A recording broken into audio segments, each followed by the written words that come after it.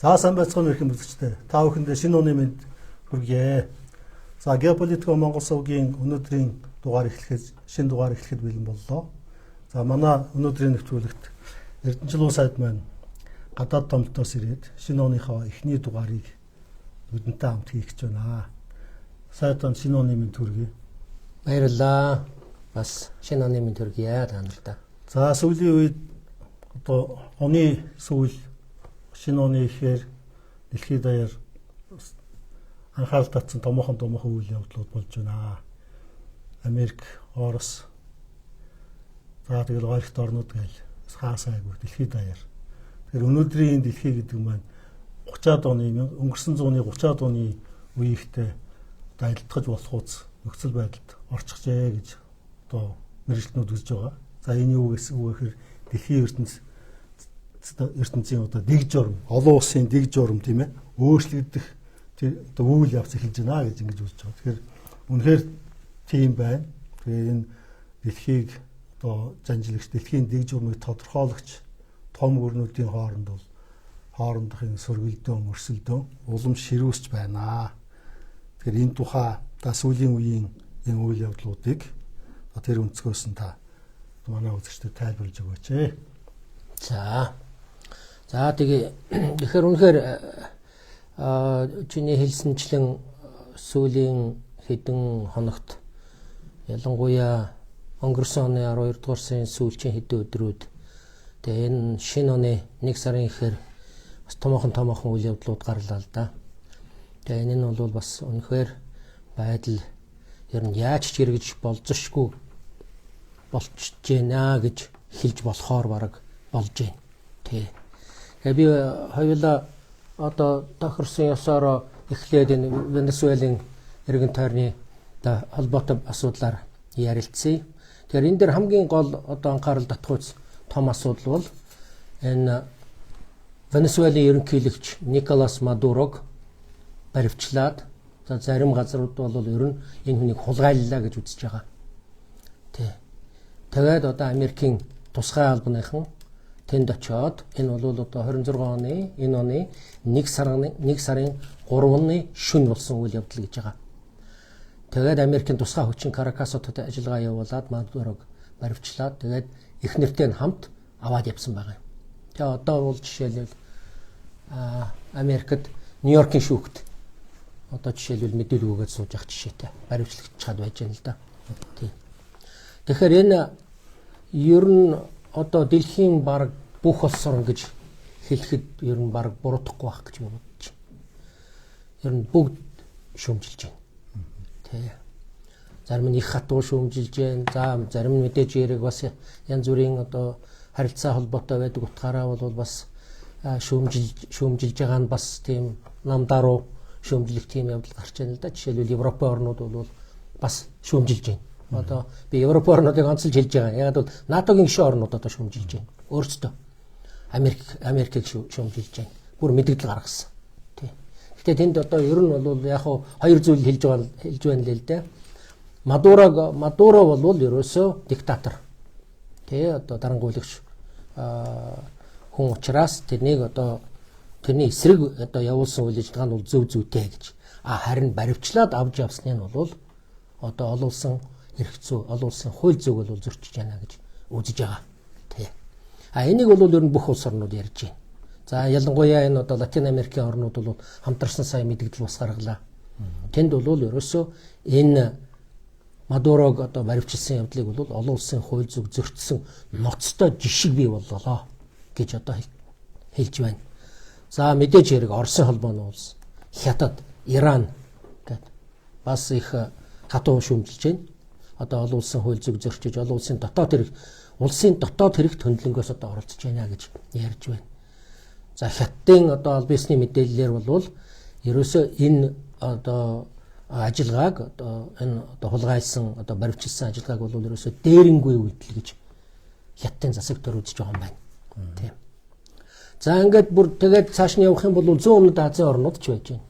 Одоо энэ зүүн өмнөд Азийн орнуудыг одоо Оросыг дэмжигч, Хятадыг дэмжигч гэж хэлэхэд хэцүү шүү дээ.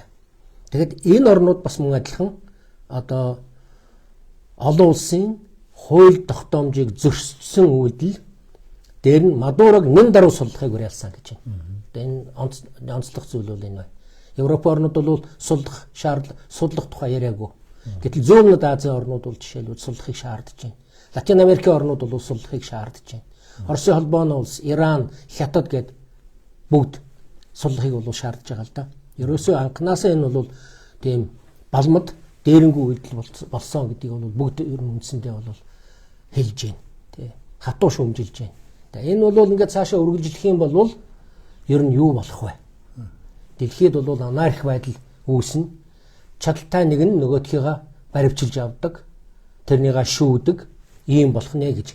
Одоо улс орнууд бол нэлээд тийм бохимдсан байдалтай, дургуутсан байдалтай байгаа нь бол маш тодорхой байна. Тий.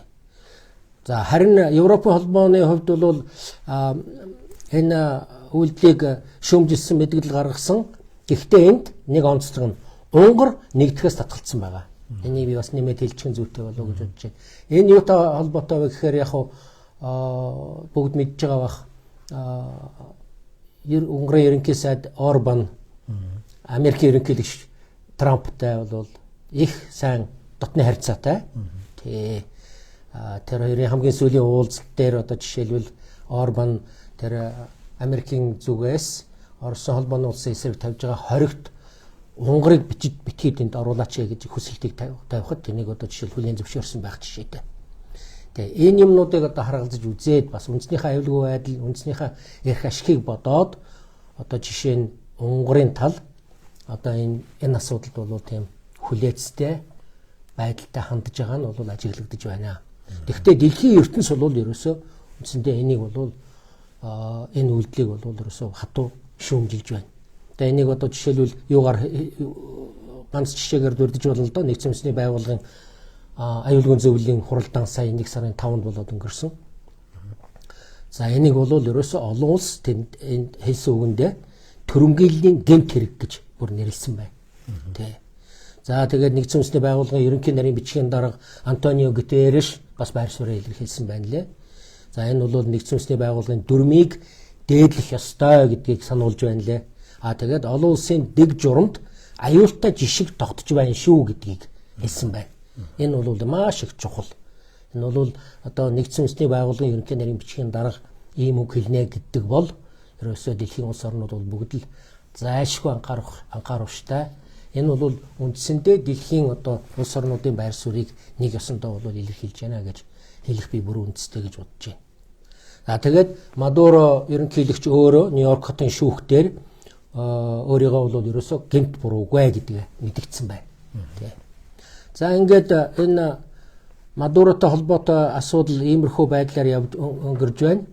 За ер нь энэ бит хоёр өмнөх нэг ярилцлаган дээр подкаст дээр Америкийн за тухайлбал одоо Трампын үндэсний аюулгүй байдлын стратегийн талаар ярьж байсан те шинэ стратеги гарсан гэдэг.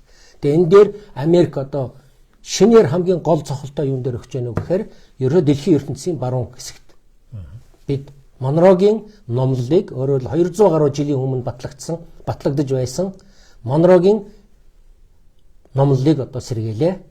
Одоо бид нар бол хамгийн түрүүнд энэ хэсэг газартаа бол нэн ач холбогдол өгнө, нэн тэргүүний ач холбогдол өгнө гэдэг Трамп мэдгдчихэд байж байгаа шүү дээ.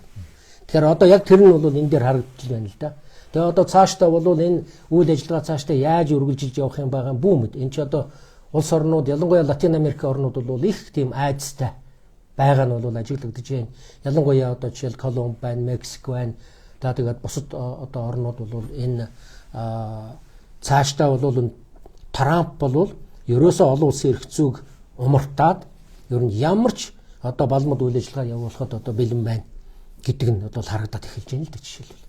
Тэгээ энэс болж одоо хий яаж байна. Энд би энэ хүүхд түүхээс нэг ганц хоёрхан жишээ хэлж ил да. Америкийн нэгдсэн улс 1898 оноос 1994 оны хооронд 41 удаа Латин Америкийн орнуудын засгийн газрыг түлхэн унгаах эсвэл дэглэмийг өөрчлөхөд оролцож байсан байна. 41 удаа. Сайн юм байна уу? Яг 100-аад жилийн юу л да.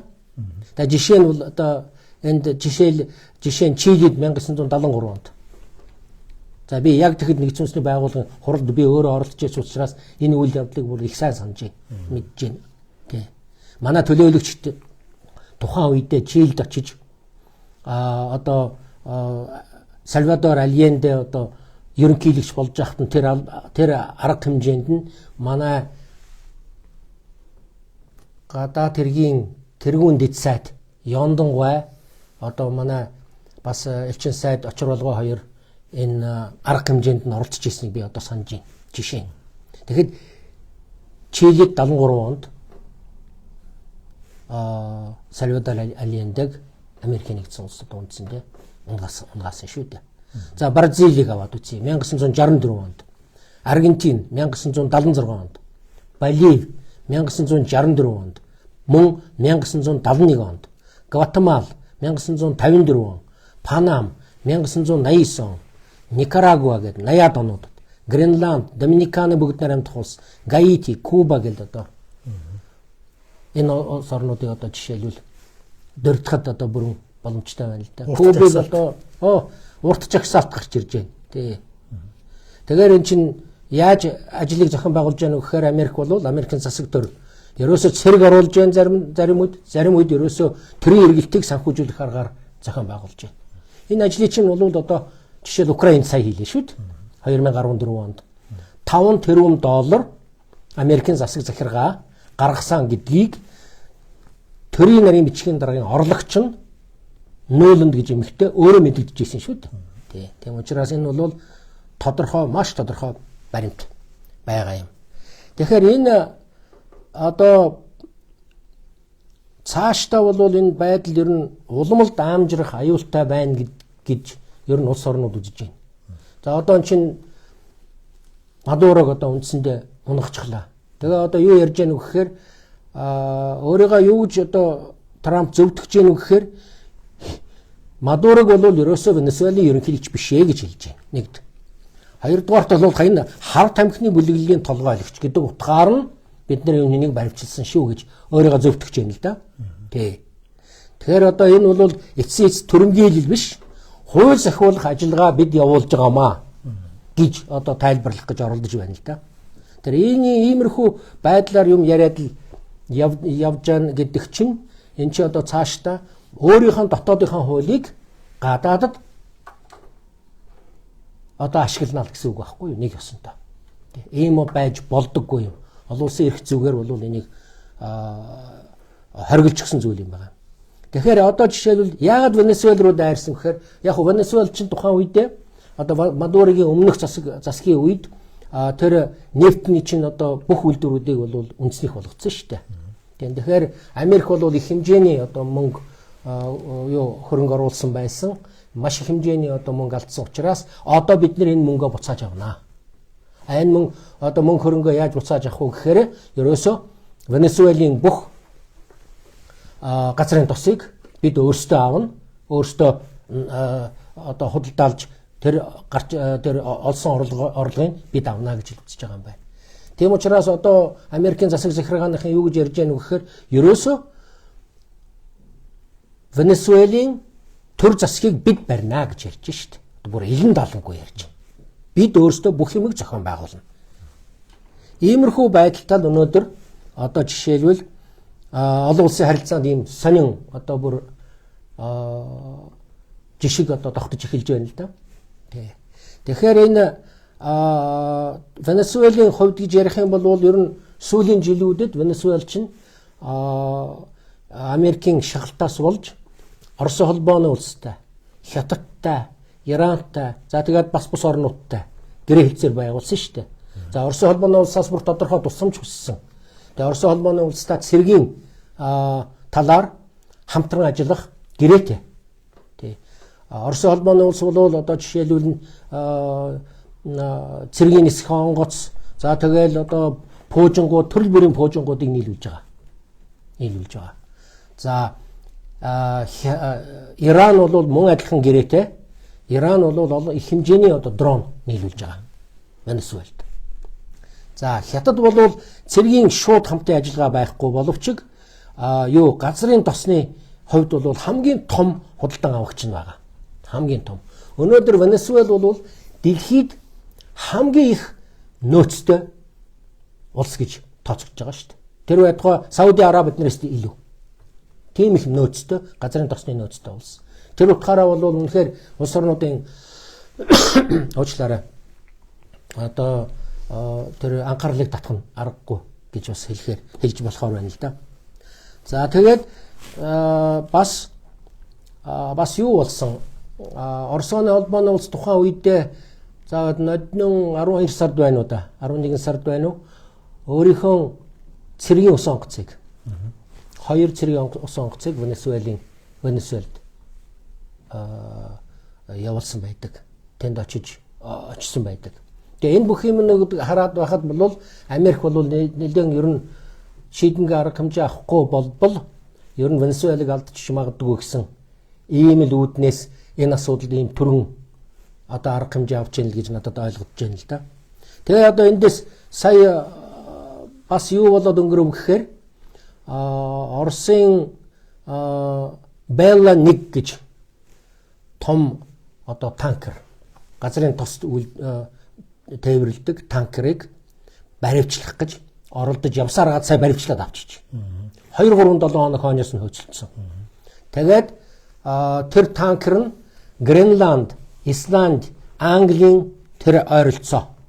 Тэнд үндсэндээ бол тэнд Америкийн зэвсэг түвшнийхэнд баригдаад тэгээд тэд нар бүр ороод баривчилсан байгаа. Тэгэхээр нэг сонин зүйл нь бол тэр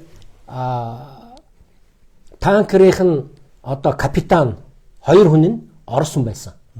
Тэр хоёрыг суллаад явуулсан байгаа. Танкерт ажиллаж байсан одоо хүмүүс нь нэг хэсэг нь гүрж улсууд байсан. Нөгөө нэг хэсэг нь украинчууд байсан. Тэднийг бүгдээр ингэ барьжлаад авсан байна лээ. Тэгээ энэ би нарийн ширийн одоо мэдээлэл надад байхгүй байгаа учраас яг одоо тэр ямар учраас одоо жишээл Украин гүржийн одоо тэр ажиллаж байсан улсуудын баривчлаад аваад явсны учир начрыг би бол мэдэхгүй байна. Тэгээ энэ асуудал тэгээ явандаа бол тодорхой болов гэж би бодож байгаа юм. За тэгэхээр энэ танкерыг одоо ингэж үндсэндээ нээлттэй далайд явж байгаа танкерыг баривчиж болдоггүй юм шүү дээ. Олон улсын одоо далайн эрх зүй гэж байдаг. Далайн одоо хууль зүй гэж байдаг. Энэ тухай би нэг жоохон тодорхой ярих гэж бодож байна. Энэ сая одоо бол тэгээд үндсэндээ саатуулаад нэгжил хийж эхлэв шүү дээ. За энэ бол олон улсын одоо хууль зүйг зөрчсөн үйл явдлаа гэдгийг одоо шууд тодорхой хэлэх зүйтэй байх гэж бодож байна. Энэ далайн хуулиар нээлттэй далаад зорчиж байгаа хөлөг онгоцыг саадуулах хориглосон байдаг. Харин хөлөг онгоц нь далбаа мандуулсан улсынхаа хууль тогтоомжид захирлах ёстой байдаг. Олон улсын хууль зүгээр. За Нүүбийн далайн хууль зүйн конвенц гэж байдаг. 1982 онд батлагдсан санагдаж байна. Энд саатуулж болдог 5 тохиолдол байдаг юм байна. Тэр хууль эрх зүйн юмнуудыг үзлээ л дээ. Тэгэхээр нэгдүгээрт бол далайн дээрэм хийж байгаа хөлөг онгоцыг саадуулах эрхтэй байдаг юм байна. Яагаад гэвэл энэ далайн дээрэмчнийг бол хүн төрөлхтний эсрэг хийж байгаа гэмт хэрэг гэж үздэг учраас. Нэгд.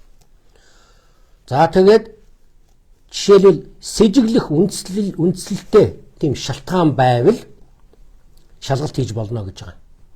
Одоо жишээлбэл ямар нэгэн онгоц одоо нээлттэй далайд явж байхдаа одоо жишээлбэл хүн худалдаалах гэмт хэрэг ч юм уу, за боол зөөвөрлөгдөх ч юм уу, тухайн үедээ бол энэ боол зөөвөрлөдөг байсан.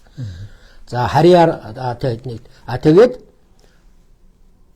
тэр усан онгоц нь харьяалалгүй байвал бас зогсоож болно. Тэгээд далбаага нуун дарагдуулсан нөхцөл бас шалгалт хийж болдго юм байна. Ийм зүйл. Тэгээд бас юу юм байна?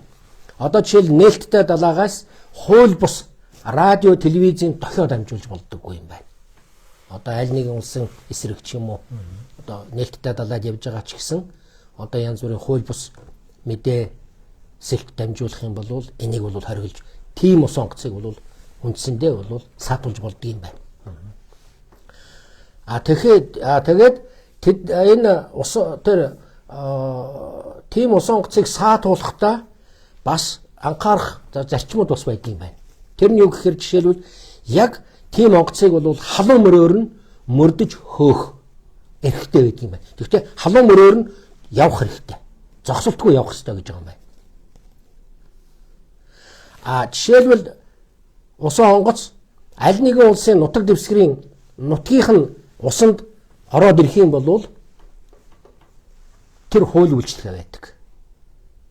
Өөрөөр хэлбэл баривчилж болохгүй гэсэн үг. Тийм. Тэгээд мөрдөн хөөлт нь тухайн улсын дотоод усанд эхэлсэн байх ёстой гэж үздэг юм байна. Ийм нарийн ширийн юмнууд байдаг юм байна л да. Тэгээд энэ би түрүүн хэлжсэн энэ халуун мөрөөр нь хөөлнө гэж. Мөрдөн хөөлт нь өөрөө тасралтгүй, зогсолтгүй үргэлжилсэн байх ёстой гэж энэ олон улсын конвенцэд хэлсэн байдаг юм байна. Тэгээд би сая бас хэлжсэн хэрв мөрдөн хөөлт нь 3 дахь улсын нутгийн усанд нэвтрээд ороод ирэх юм бол мөрдөн хөөх эрх нь дуусгар болно гэж байгаа юм байна. Ингээд. Тэгээд харьяалалгүй далбаагүй хөлөг онгоц байвал саатуулж болно. Нэгжлэг хийж болно. Болох жишээтэй. Тий. Тэгээд яг мэдээж хэрэг цаагаараа бас хоёр талд гэрээ нүүд улс орнууд бас байгуулж болдог. Түүгээрээ бас энэ далайн юутай холбоотой асуудлуудыг бол наривчлаад яриад хөөрөөд шийдээд тохиролцоод явдаг тал байна. Тэгээд энэ юу 20 гаруй хэмжээг бол ерөөсөө хоёр талд гэрээ 20 гаруй хэмжээ энэ нь бол орчин үеийн практикт саатуулахын ажиллагаа бол зайлшгүй тодорхой гэрээ эсвэл нүүбийн аюулгүй зүйлийн тогтоолоор зохицуулагддаг байх ёстой гэж байгаа. Тэгэхээр сая бол ерөөсөө нүүбийн тогтоол шийдвэр байгаагүй тий. Гэдгийг бол хэлэх хэрэгтэй гэж бодож байна.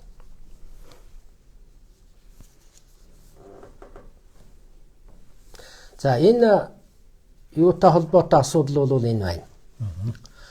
За Венесуелийн асуудлыг бол одоо би үндсэнд нь ярьчихлаа. Одоо тэгэхээр юу руугаа орох уу? Украины сүүлийн байдал руу орох уу? За тэгэхээр энэ бас өнгөрсөн оны 12 сарын сүүлчээр нэлээд том юм боллоо шүү дээ. Энэ барууны одоо жишээлбэл судлаачид олон улсын мэрэгжилтэн хүмүүсийн ярьж байгааг би сонсч тэмдэглэж авсан байгаа юм.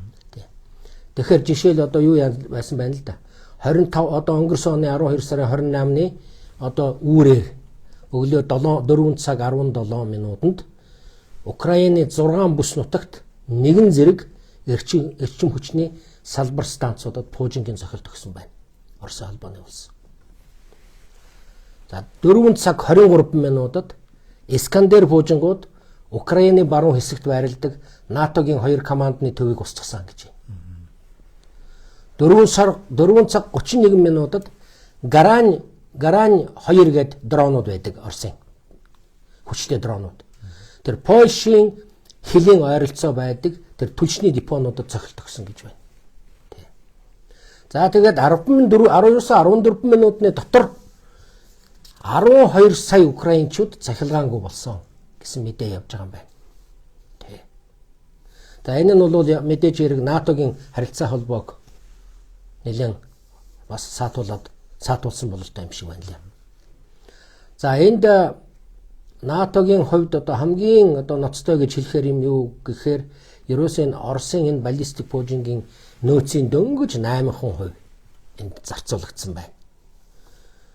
Өөрөөр хэлбэл Орос өргөн хүрээтэй зохилт өгөхөөр шийтгэл юм бол ерөөсөө ямар ч асуудалгүй энэ ажлыг зохион байгуулалт хийх боломжтой юм байна. Одоо жишээлбэл бэлэн байгаа нэмэлт 1500 пуужин байна гэж ярьж байна. Оросын талд. Тэ. Гэтэл НАТО өнөөдөр Европод нийтдээ 380хан пуужингийн эсрэг патриот системтэй байж байна. Тэгэхээр өөрсдөө одоо жишээл хамгаалах боломжтой юу үгүй юу гэдэг нь эндээс маш тодорхой харагдаж байна л да.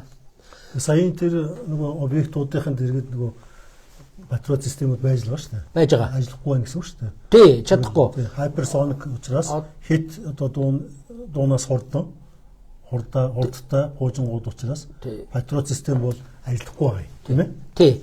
Тэр юу Орешник гэдэг одоо баллистик буужин байна шүү дээ. Дундад зайны буужин. За энэ буужингийн онцлог юундаа байна вэ гэхээр нэгдүгээрт бол өөрөө дээшээ баллистик юугаараа дээшээ хөөрөөд доошоо буухтаа хурддаг юм байна. Тэгээд дотроо 6 толгойтой цэник хушуутай байж болно. Тэр нь бол ердийн зэвсэгч авч болно. Цөмийн зэвсгийгч тээвэрлэх боломжтой. Тэгээд эргэж оронгуудаа тэр нь 6 толгойн задраад тэгээд задраа зогсохгүй 6 толгой нь тусдаа бас дахид задардаг юм байна 6 болж. Нийтдээ 36 байг бие дааж анилж устгах боломжтой байна. 36 гэ боддоо 36. Нэгд. За хоёрдугаарт нь Орешникийн онцлог нь юу байна вэ гэхээр нөгөө 10 мах хурдтай гэж. Тэр нь ойролцоогоор 12.5 мянган км цагт нисдэг. Өнөөдрийн Patriot пуужингийн эсрэг систем ч бай ямар ч систем бай өнөөдөр дэлхийд ийм хурдтай нисэж байгаа пуужинг зогсоох боломжгүй байна. Тэ. Одоо Patriot энэ Америкийн одоо энэ системүүд байна шүү дээ. Эдгээр бол ойролцоогоор нэг 2500 км-ийн хурдтай цагт 2000-аас 2500 км-ийн хурдтай нисэж байгаа пуужинг замд нь барих боломжтой юм байна. Устгах. Тэгэхээр энэ чинь 12000 км-ийн хурдтай нисэж байгаа толгойг яаж одоо тэд нар чинь замд нь олж тэрнийг устгах уу? Тэр чинь ямар ч боломж байхгүй байхгүй юу? Хүн эний чинь бол зохион байгуулалт чадахгүй. Тэгэхээр ийм системийг шинээр бий болгох хэрэгтэй болж байгаа байхгүй юу? Одоо ийм систем бол өнөөдөр дэлхий дээр хаанч байхгүй систем. Энийг бол Путин ерөнхийлөгч өөрөө нэг бусдаа хэлж байгаа шүү дээ. Манай Орешникийг бол хаанч хинч зогсоож чадахгүй гэж. Боддоор тэр нь нотлогдож байна. Тэг боддоор энэ чинь дайны талбар дээр нотлогдож байна. Тий. Тэгэхээр энэ бас юу энэ Орешникаар одоо 2 дахь удаага ашиглалаа шүү дээ. Нэг нь 24 онд ашигласан. Тэр газар дор туршилт байсан. Биш ээ. Газар дор байсан том доошогоо 4-5 биш 100 гаруй метр 4-5 том одоо жишээлбэл нэг үеийн ихтэл одоо 5-6 метрийн үетэй гэлээ доошоо ингээд үгүй 10-аад метрийн үетэй ингээд доошоо ингээд үзээд 100-аад метрийн гүнд байдаг Украины одоо зэвсгийн том үйлдвэр байсан байхгүй юу? Тэрнийг устгачихсан шүү дээ. Газар дорх. Тий. Тэрнийг устгачихсан. Тэгээд демонстрац байсан. Да, тэр бол том одоо тий. Одоо анх удаага демонстрац хийжүүлсэн. Тийм одоо ийм аюултай зэвсэгтэй байна шүү гэдгийг л харууллаа л да. Одоо саях бол зарим одоо мэрэгжлийн усуд юу гэж ярьж байгаа юм гэхээр энийг устгахад бол зайлшгүй юуг ашиглах шаардлага байгаагүй гэж. Тэгэхээр Америкийн одоо мэрэгжлийн усуд юу ярьж байгаа гэхээр энэгээр Америкт НАТОгийн орнуудад дахиад өгч байна гэж. Албан ёсоор зарласан баг шүү. Сайхан мэдэрээ гэж. Албан ёсоор нөгөө Путиний өргөө рүү хийсэн довтлогооны тэгэхээр тий. Захарова мэдээсэн. Тий. Тэгэхээр эн чинь юуны хариу болж гэнэ үү гэхээр нэгдүгээр Путиний өргөөний эсрэг хийсэн довтлогоо. Хоёрдугаарт нөгөө Белла нэгийг нэттэй далаад юу яасан? Саатуулсан. Өөр чинь юу байсан бэлээ би одоо санахгүй байна. Ингээд ийм юмнуудаас болоод энэ бол одоо хариу арга хэмжээ гэж Оросын тал үзэж байгаа юм байна лээ. Энд бас нэг юм нэмээд хэлье л да. Энэ бас Гилберт Докторов гэж одоо том мэрэгчлэн хүн байгаа. Ерөөсө Оросоор мэрэгшсэн том мэрэгчлэн хүн. Орос хүн баха? Мэдхгүй. Оросоор хачин сайхан ярьдаг юм байна лээ. Гэхдээ яг Орос хүн гэж хэлж би мэдгүй юм байна. Тэр Орос хүн мэдгүй. Тэгэхдээ Оросын том мэрэгжлийн одоо улсууд Америкт, Европын, баруун Европын орнуудад бол зөндөл байдаг л да. Нэлээд эдний. Тэгэхээр Гилберт доктороо ярьж юм лээ. Би одоо өдөр болгон Оросын дотоодын мэдээллийг бүгдийг үздэг гэж. Тэгээ тэн дээр одоо ер нь Путиныг бол маш их шахаж гин гэж. Одоо үндэсний үзэлтэй одоо том улс төрийн одоо юу нөө зүтгэлтнүүд дээр нь ерөөсөө одоо энэ мэрэгжлийн олон улсын мэрэгжлийн одоо улсууд шахалт үзүүлж гин гэж энэ Путинд. Яагаад одоо хатуухан хариу өгөхгүй байна вэ гэж.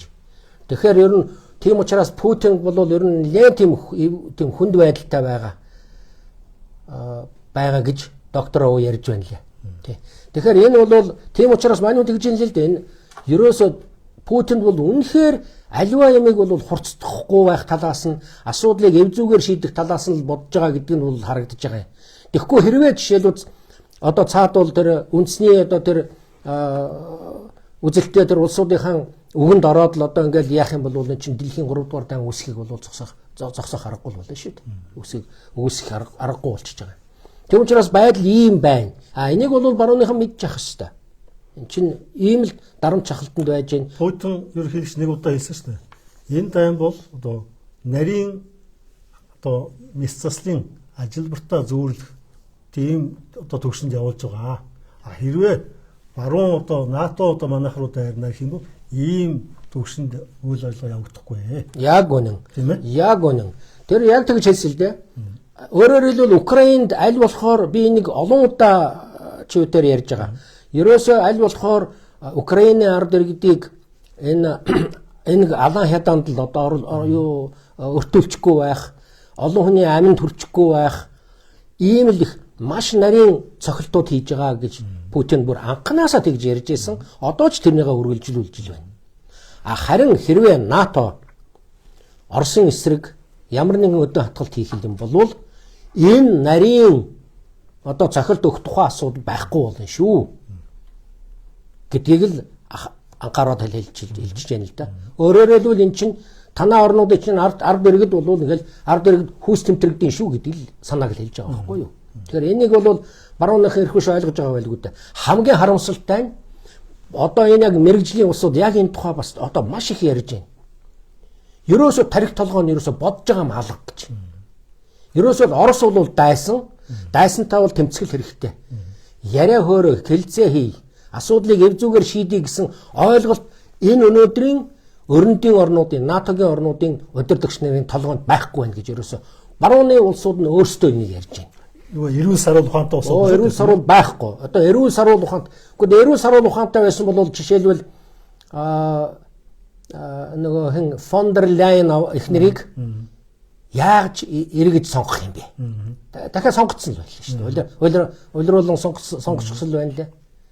Энэ хүн чи одоо зүгээр л хамгийн их эсэргүү юм ярьж байгаа хүний нэг шүү дээ. Ерөөсө 3 одоо тэр байт. Тэгтээ 3 байснаа 2 болчиход байна. Эцээст одоо юу чин Францын ерөнхийлөгч Макрон ч бас өөрчлөгдөж байна шүү дээ. Одоо цэрэг одоо Украин руу явуулна гэж ярьж исэн хүн чи одоо ер нь яриа хэлцээ хийвэл яасан юм бэ? Яриа хэлцээ хийя гэсэн юм яриад эхэллээ шүү дээ. Тэгэхээр энийг бас анхаарах хэрэгтэй л дээ. Тэгэхээр одоо байдал тэгээ энэ профессор Мершаймер юу гэж одоо жишээлбэл ингээд нэг дистрагаар нэг зарим юм тайлбарлаад хэлсэн байна л дээ. Та нар ажиглалдаа гэх 22 оны 4 сард өрөндийнхэн Украинд танк нийлүүлж эхэлсэн. Хариуд нь Орос хэсэгчилсэн дайчилт хийсэн гэж. 22 оны 9 сард өрнөд агаараас хамгаалах систем Украинд нийлүүлсэн. Хариуд нь Оросын холбооны улс 4 мужийг өөртөө нэгтгэсэн гэж. 23 оны 3 сард өрөндийнхэн шавхагдсан ураантай зэвсэг нийлүүлсэн. Энэ одоо цөмийн зэвсгэл гэсэн үг шүү дээ нэг ясандаа. Хариуд нь Беларуст тактикийн цөмийн зэвсгийг Оросын холбооны улс байрлуулсан гэж. Одоо жишээлбэл Америкийн профессор өөрөө ингэж ярьж байна. Тэгээд 25 оны сүүлчээр сая одоо Алсын цааны буужингуудыг нийлүүлэхийг Трамп зөвшөөрсөн учраас сүүлчийн 2 жилд ерөөсөө дахиж болоогүй хамгийн хүчтэй цохилтыг 12 сарын 28-нд Оросын холбооны улс Украинд өглөө гэж хэлж шít.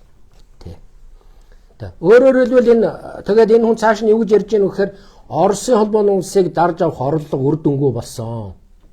Тэгээд ч зогсохгүй байдлыг харин улам хурцтгаж цөмийн дааны аюулж нүүрлж эхэлж байна шүү гэдгийг энэ хүн бол жишээл анхааруулж байна. Тараасаа тэр та түрүүнд Бела нэг дээр нэг юм дурдсан өнгөршөөл. Тэр үед нөгөө Сумбаг жонгоц харуулсан шүү дээ. Тийм ээ. Тий. Тэр чинь бас ноцтой зүйл шүү. Тий. Оросын энэ жагсаалтад орно гэсэн үг тийм ээ. Тий. Одоо Сумбаг жонгоц тэрэн дотор цөмийн зэвсэг тээвэрлэгдэж яваа. Мэдээж. Тий гэсэн үг. Тэгээд тийм ч учраас тэгсэн бах тэр Захаровагийн мэдээлэлээр бол өөрчилж мэдгдсэн манай одоо иргэдийн эрхийг хамгаалахыг шаардж байна гэж. Тэгэнгүүт Америкийн тал яасан бэхээр тэр хоёр Орос капитаныг сулж байгаа юм тийм ээ. Тэгэхээр яг ингээд энэ хоёр бол одоо ерөөсө хиламаараа олцгоо байгаа хүчээр бибиентэйгээ одоо ярьж эхэлж байна тийм үү? Тий. Одоо бүр тэр байтугай цаашдаа болвол одоо энэ Оросын холбооны улс цаашдаа яаж ийнү гэхээр одоо энэ том газрын тос тээвэрлж байгаа танкеруудтайгаа хамт цэргийн онгоцуудыг хамт дагуулад явуулах гэж хамгаалахын тулд. Одоо ийм бол одоо орж ийн л да. Тэгээ эн чинь ингээд цаашаа өргөжлөд явна л гэсэн үг л дээ. Нөгөө чинь өмнөд хятадын тэнгист free navigation гэдэг одоо юмыг бид хэрэгжүүлнэ гэж сүүлийн 10 гаруй жил одоо Америкийн нэгдсэн улс ажиллаа шүү дээ. Тэрний эсрэг юмыг одоо ингээд яг өөрсдөө одоо далайн дээрэмчид шиг үйл ажиллагаа явуулаад эхэлж байгаа. Тэгээ. Тийм ээ. Тэгэхээр ер нь их гүрнүүдийн энэ сөргөлдөөн бол ер нь хурцдчихин шүү. Тий. Тэгэлгүй яах вэ? Тэр чинь цаашдаа ингээд улмал хурцтаад явах юм бол тэгэл аюултай байдал руу орно гэсэн. Тун аюултай байдал руу орно гэсэн үг л дээ. Тий. За тэгээд энэ цааш нь энэ профессор Мершармер юу ярьж байгааг гэхээр энэ барууны хориг Оросын эдийн засгийг устгах, рублийг үнцэнгүй болгох, инфляц үүмэн самуун дэгдээж Путиныг унгаах зорилготой байсан боловч үр дүнд хүрээгүйгээр зогсохгүй байдал эсрэгээрээ эргэсэн гэж хэлж болохоор байна гэдэг жишээлбэл Мершармер ярьж байна л да. Одоо байдал ийм байна. 23 онд Оросын дотоодын нийт бүтээгдэхүүн 3.6% өсөжсэн, рубль тогтворчихсон, инфляцияга хяналтанд байлгаж чадж байна. Одоо нэг 4-5%. Тэ. Тэгээд Путиний нэрийн тэдүү 86% гэж ярьж байна. 86. Чи өсөөл байна гэсэн үг. Улан сонгуулийн дараа 80 байсан, 79-80 байсан байх. Одоо улам дотор Оростой энд үүсгүүц одоо эдийн засгийн өсөлтөд усаалах одоогоор байхгүй. Ганц ч байхгүй. Тэгээд одоо бол нэгэнт одоо баруун Европч бай, ер нь Европын орнуудтай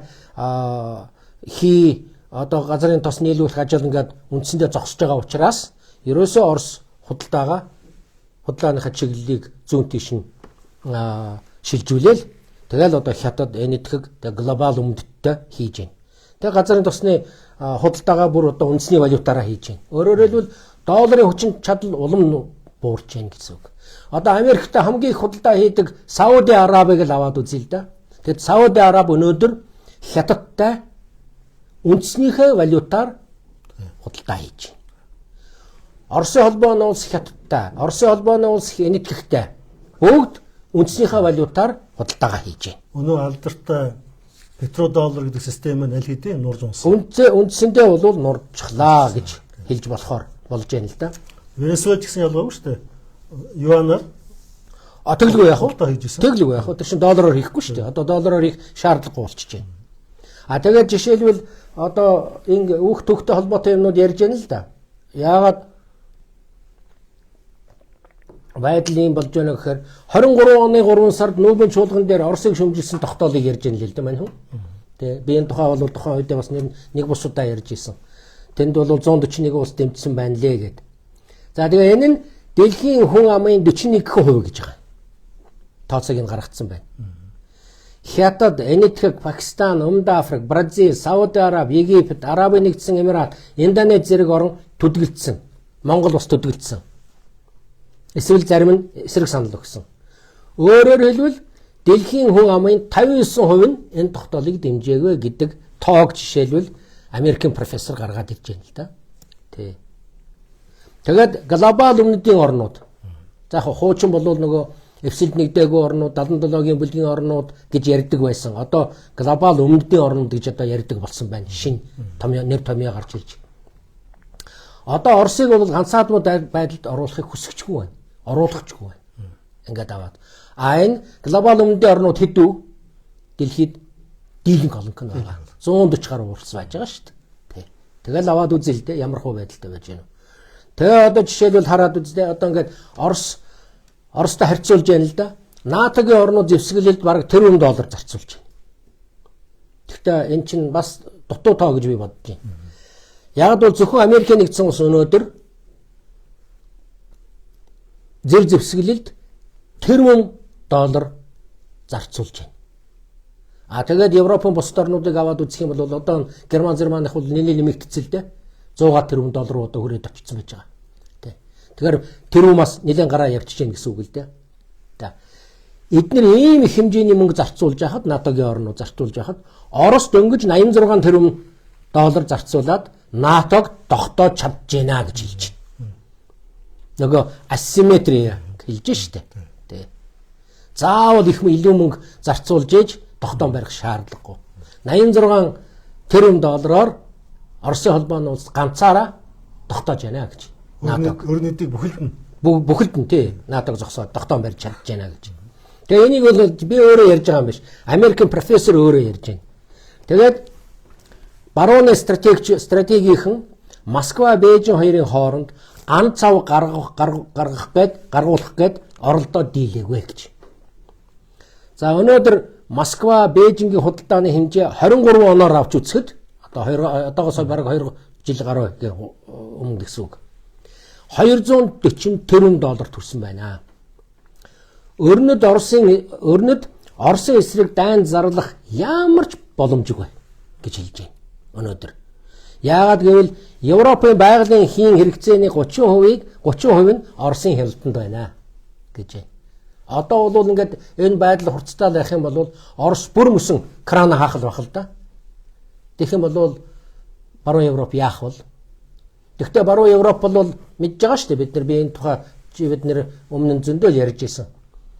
Энтгэс авч байгаа юу чинь нэлээд хэсэг нь Оросын газрын тос байгаа шүү дээ. Тэгээ өөрөөр хэлбэл нэг ёсондоо Оросын газрын тос чинь тэгэл энтгэр дамжаал тийш очиж байна л гэсэн үг. Энийг энтгийн гадаад яамны сайд Жая Шанкар нэг бусудаа хэлж ирсэн. Тухайн үед Европын орнууд энэтхийг шөмжилж ирсэн шүү дээ. Та нар одоо санкцтай Оросын холбооны улстай худалдаа 8 хийж байна гэж. Тэгээ манай хариу барьж байна л дээ. Хатуухан хариу барьж байна л. Та нар биднийг ингэ шүүмжилж байна. За. Тэгвэл та нар энэ хугацаанд манайхаас илүү Оросоос газрын тос байгалийн худалдаж аваа гэжтэй. Тэгээ одоо та нар юу яриад байгаа юм бэ гэд. Шулуухан хариулчихж байна лээ. Тэгэхэд урдаас нь тэр баруун Европын орнуудын тэр сурвалж шийднэр юу ч хариулж чадахгүй байна лээ. Тэгэхээр яг байдал ийм л байгаа байхгүй юу? Тийм болохоор одоо асуудал өөртөө бол ийм асуудалд орчиход тэгсэн мөртрөө зарим юм дээр чимээгүй суугаад байдаг байхгүй юу? Тийм ч учраас нэгдсэн улсын байгууллагын чуулган дээр сая өнгөрсөн чуулган дээр Трамп ч хэлсэн үгэндээ баруун Европын орнуудыг шүүмжилсэн шүү дээ. Та нар одоо санкцгээ яриад байдаг. Тэгсэн мөртрөө та нар Оросын холбооны улстай худалдаа 8 хийгээл байгаа юм жишээлээ. Яагаад та нар хийж байгаа ингээ загнаа сууж ирсэн шүү дээ. Ийм зарчимгүй юм харагдаж байгаа юм л да. Дабл стандарт гэдэг чинь шүү дээ. Яг үнэн. Хоёр нүүртэй. Хоёр нүүрлэх тийм ээ. Тий. Өөрсөнд нь хэрэгтэй бол хийж л байдаг. Америк ялгаагүй шүү дээ. Уран баяжуулсан ураныг Оросын холбооноос одоортол авч байгаа шүү дээ. Яг бол өөрсдөө үйлдвэрлэж чаддаггүй. Өөрсдөө үйлдвэрлэдэггүй. Одоо хүртэл Оросоос судалж авч байгаа шүү дээ. Тэр чинь санкцанд ордоггүй шүү дээ. Тийм ундгал юм бол тэгээ санкц тэгээ бүгдэнд нь тавьчих хэрэгтэй шүү дээ. Тэр нь харагдахгүй л байгаа байхгүй юу? Тийм инэдэмтэй юмнууд л яриад сууж яана л да энэ улсууд бол. Тэгээ энэ юу тэгээ бас нэг юм мэдээ явж ирсэн юм а. Энэ сая энэ орешникийг 2 дахь удаага ашигласан гэхэд би зүгээр тэгтээ энэ мэдээ бас 100% нотлогдоогүй мэдээ байна лээ. Тэр маш их хэмжээний одоо жишээлбэл том хийн агуулмжийг устгасан гэж. Тэнд том агуулмж байдаг юм байна л да. Тэр агуулмжийн багтаа хамж нь 17.5 тэрбум кубометр байдаг гэж. Энэ дээр сайдаа ингэж хэлээ. Тэр мэдээ эхлээд гарсан тийм ээ. Дараа нь тэгсэн чинь агаарын хүчний баазыг онцсон байна гэж ирж байна шүү дээ. Тэгээ одоо бол тэр Оросууд бол агаарын хүчний баазыг нь одоо устгасан гэж ярьж байна лээ. Тэр том юуны үйлдвэр юм байна л дээ. Одоо тэр байтугай Phantom 16 онгоцыг засварладаг юм байна. За MiG 29 онгоцыг засварладаг юм байна. За дээр нь дрон үйлдвэрлэдэг юм байна. Тэгээд энийг тэр чигээр нь нөгөө дэд бүтцтэй хамт устгахчих. Яг бол тэнд зөвхөн орешникаар юу зохиод зогсоогүй дээр нь Искандер кинжал пуужингаар тэгээд дроноор ингээд 4 төрлийн юугаар бөмбөгдөөд тэгээд тэр том цогцлбарыг тэгэл устгахчихсан юм байна л да. Тэгээ энэ дээр ийм юм. Гэхдээ энэ яванда цаашдаа бол энэ мэдээ энэ гарч байгаа нь бас сонин санагдсан байхгүй юу? Ягаад гэвэл энэ том агуулах бас тэнд байгаа юм байна гэж надад ойлгогдсон. Ягаад гэвэл энд тэр агуулахад агуулгын 50% нь Франц, Германы, Чех, Польш байдаг юм байна шүү дээ. Тэгээ энэ Львов ч нь бол одоо бүр баруун хэсэгт байдаг шүү дээ. Тэгээ тэнд бол ер нь Оросын тал хөрөхгүй, бөмбөгдөхгүй, тэгээ бөмбөгдөлтөнд нь одоо өртөхгүй гэсэн ийм ойлголттойгоор тэнд байгалийн хийг одоо хадгалж байдгийн байна гэсэн тийм мэдээ явж ирсэн л да. Энэ мэдээ өөрөө бас нэг дохио байж болно. Тий, харин тийм би тэгээд энийг бас хэлхэн зүйтэй болов гэж бодохгүй юу. Тий. Тэгэхээр энэ бол жишээлбэл нэг ор үндэсгүй мэдээлэл бас биш байж магадгүй л дээ. Бас магадгүй. Мэдээллийн дайны хүрээнд тийм ээ. Тий, тэр том агуулмж байхыг бол үгүйсэхгүй шүү дээ. Тэгэхээр энэ байгууламжийг устгах юм бол гэхдээ зарим газар бол улсууд тэнд том устгацсан гэж юм бичсэн байна лээ. Гэхдээ энэ бол одоохондоо нотлогдоогүй юм байна лээ. Тий. За тэгээд энэ чинь нэг юм юу хөө да. За үндсэндээ ингээд би ярих юмнуудаа ярьсан байна. Украиныг дуусгачих тийм ээ. Тий, Украины тий. Тий, энэ дээрээс бас нэг юм хэлэх хэрэгтэй. Энэ орешник пуужинг яаж гарч ирсэн бэ гэдгийг би бас нэг хүмүүстээс түүхээс нэг хэлэх хэрэгтэй. Ерөөсөө ч Америкийн нэгдсэн улс 2019 онд бага болон дунд зайны пуужингуудыг устгах гэрээнээс дангаараа гарсан шүү дээ. Энэ тухай би бас дээр зөндөө ярьж ирсэн. Өөрөөр хэлбэл эн чинь хоёр улсыг Оросын холбооны улсыг хязгаарж ирсэн байхгүй юу? Хязгаар тогтооцсон байсан. Эндээс Америк гараад явчихаар гэрээ хүчингүй болно да. Оросын холбооны улс юу ч хийх боломжтой болчихж байгаа байхгүй юу? Тийм учраас ийм зэвсгийг Оросууд одоо боловсруулаад гаргаад ирлээ шүү дээ гэдгийг жишээ нь одоо Америкийн профессор Миршаймер одоо тэр ярилцлагандаа бол тэмдэглэж хэлсэн байна лээ. Тэгээд бас дээр нь юу гэж мань хүн хэлж яах гэхээр Америкийн нэгдсэн улс Оросын холбооны улсаас яг энэ чиглэл дээр хэдэн жилээр хоцорж яваа. Нэгд. Хоёрдугаар Европт бол ийм програм бүр огт байхгүй гэж хэлж байна. Ингээд аваад үзэхээр ер нь хүчний харьцаа ямар хөө байгаа вэ гэдгийг нэлээд тодорхой харагдуулчихж байгаа болов уу гэж би зүгээр бодож байна. Хэрвээ тэр гэрээ хүчинтэй байсан бол одоо Оросын холбооны улс юм хийж чадахгүй шүү дээ. Яг тэгэхээр зэрэг за ямар нэгэн сэжүүр гарах юм бол Америк одоо гүйж очоод шалгах эрхтэй тийм ээ. Гэрээний дагуу тийм үү? Уг нь тийм ээ. Тэр байхгүй очихоос зэрэг чөлөөтэй хөгжүүлэлтээ хийж шүү дээ тийм үү? Хийж олж болох уу? Тий. Тэгтээ нээлттэй тэнгэрийн гэрээ байсан шүү дээ. Тэргээр чинь Америкийн нэгдсэн улс, Оросын холбооны улс аль альныгаа өөрийнхөө онгоцыг нисгээд хяналт тавих боломжтой байсан байхгүй юу? Америк өөрөө гараа явцсан шүү дээ. Тэгээ одоо хэнийг буруутгах гэдэг юм? Тэгэхээр ийм юмаа мэджээж юм ярьж явах ёстой шүү гэдгийг нь би хэлэх гээд байна л да. Ер нь манайхан бол ингээл хамаагүй юм ярих гад байдаг. Тэгээ одоо жишээлбэл энэ Мадурог л одоо дарангуйлагчлаг нь юу л гэн. За манай Монгол улсын ерөнхийлөгчийг нэг улсаас үрж ирээд аваад явчих, баримтлаад аваад явчих гэж бодъё л да. Одоо энэ дарангуйлагч гээд ярьж байгаа хүмүүс юу дараа нь ярих бол зөв гэж ярих уу? Сонирн байна. Эсвэл олон улсын хууль зүйг одоо зөрчөөд явж гин гэж ярих уу? Одоо өнөөдөр ийм л юм ярьж байгаа шүү дээ. Манай шин либералууд та нар ажиглаж байгаа бах. Тэгэхээр ийм юмн дээр анхааралтай бас хандаж байгаарэ гэж бас хэлмээр байна. Ярих юм байна, ярихгүй ч юм байна. Тэгээ одоо бол юу ч ярьж болно гэсэн байдалтай манай зарим хагас дутуу юм мэддэг улсууд л ярьдаг болчиход байна л да, харамсалтай. За одоо тэгэхээр Путиний өргөнд талцсан тухай те. Энэ их ноцтой юм болсон. Би энийг ярихаасаа өмнө нэг юм хэлье. Оросын холбооны улс Зеленскийг хизээвэл устгах боломжтой. Тэрийг харуулж байна. Нотолж шүү дээ юм уу? Хизээвэл устгах боломжтой. Тэгэхгүй байгаа шүү дээ.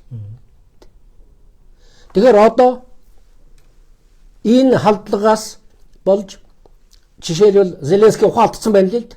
Өө бид нар тийм юм хийгээгүй, тийм яагаагүй, ийгээгүй гэд.